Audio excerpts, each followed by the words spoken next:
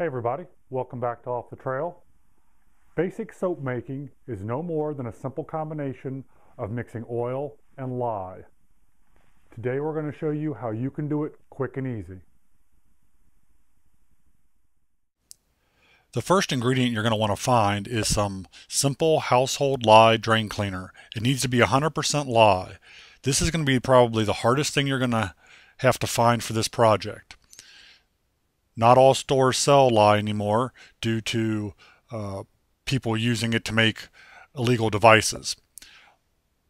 Lye can also be derived from campfire ash, but we're not going to go into that in this part of the series.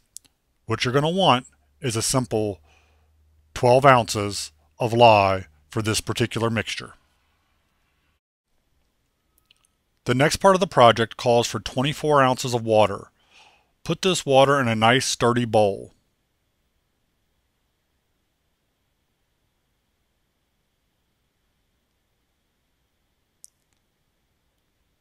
At this point, you're going to want to add your lye to the water. Be very careful with this step in the process. Lye water can cause severe chemical burns. You should be wearing some type of rubber gloves or other safety items for this part of the project.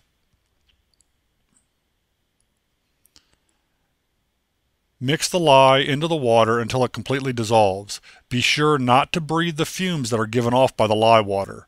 You should be doing this in a very well ventilated area.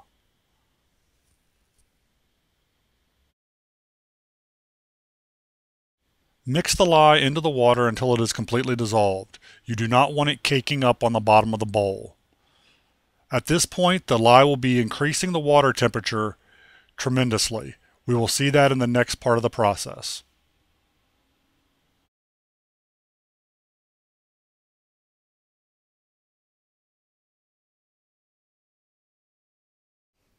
This soap recipe calls for 40 ounces of canola oil.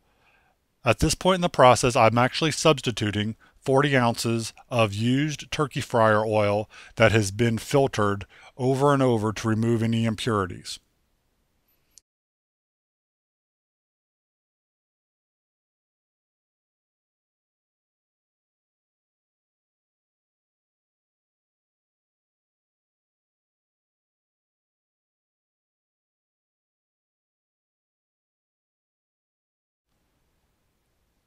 Secondly, I'm going to add 36 ounces of olive oil.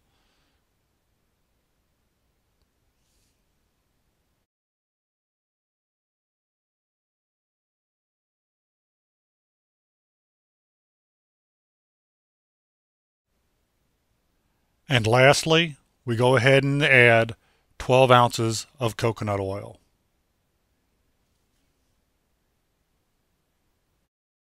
These are the scents and the botanicals that I'll be adding to this soap. We're going to be making a cinnamon oatmeal style soap. So I have cinnamon scent and powdered oatmeal to act as loofah inside the soap.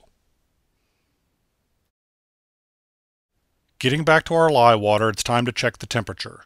The temperature needs to be within 10 degrees of the temperature of the oil. As you can see here, I have 114 degrees for my lye water. With the lye water at 114 degrees, the oil is at about 110 degrees at this point. I've heated it up in a microwave. Now it's time to start combining the two. So we're going to go ahead and take the oil and pour it into a larger bowl, one that'll be able to contain all of the pre-mixed soap. So there we are. Go ahead and get the rest of the oil into the bowl there.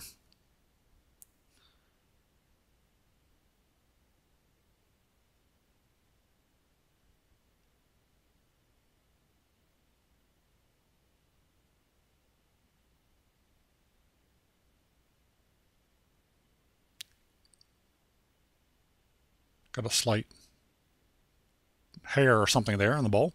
Get that out of there. And now we're going to go ahead and combine the lye water with the oil. The process that's taking place now is called saponification. This is where the lye and the oil begin to mix and create the base for the soap. I use a stick blender for this process because it speeds it up considerably. As you can see, the oil begins to change color as the saponification takes effect.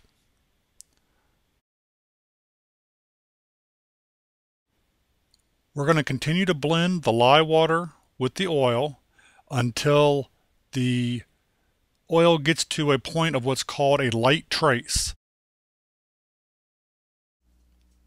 Light trace is when the soap mixture gets to the consistency of pudding.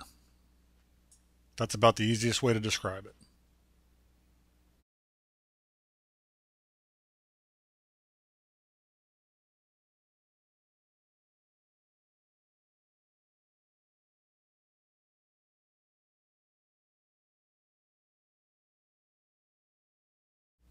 As you can see here, towards the end of the blending process, the soap mixture is getting a little bit thicker, and you start to see the trace on the top of the mix. That's what's known as a light trace. As you can see in this part of the video, the mixture is thickening up a little bit and has reached the point of light trace. So we went ahead and added the scent that we're going to be using. We're using the cinnamon scent that you saw earlier. And here we are mixing in our powdered oatmeal that again is going to act as a loofah once the soap sets up and cures. So just got to remember to make sure you get that all blended in smooth and add just a little bit at a time. It blends a lot easier that way.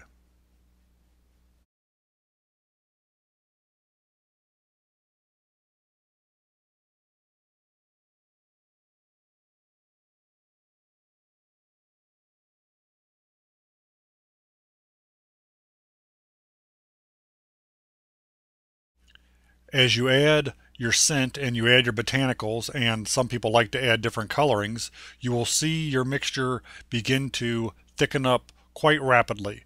The saponification process speeds up as you add more items to the mixture. So just be aware of that.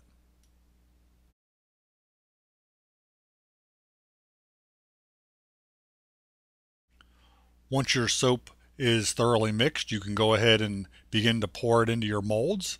As you can see here, we'll go ahead and pour some into this mold, and I have another mold off camera that I'm going to go ahead and split this batch into. So you can't really see that here, but as I begin to fill the other mold, I come back and fill the initial mold until I got them both about even, and then just use a spatula to get any of the excess soap mixture out of the bowl and into the molds.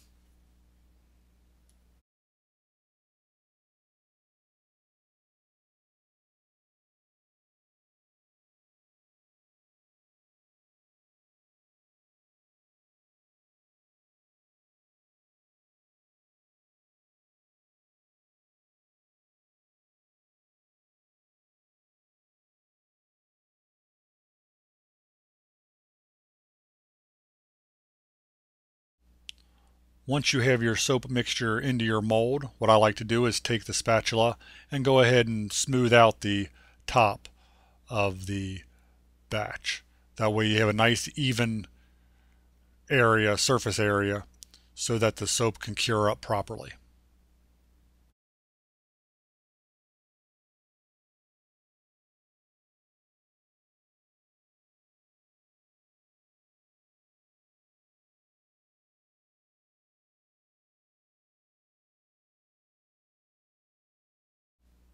And once the top of the soap is smoothed out properly, we need to go ahead and let this set up for about 24 hours. So check with us soon for part 2 of this video series on making lye-based cold process soap. We will see you next time.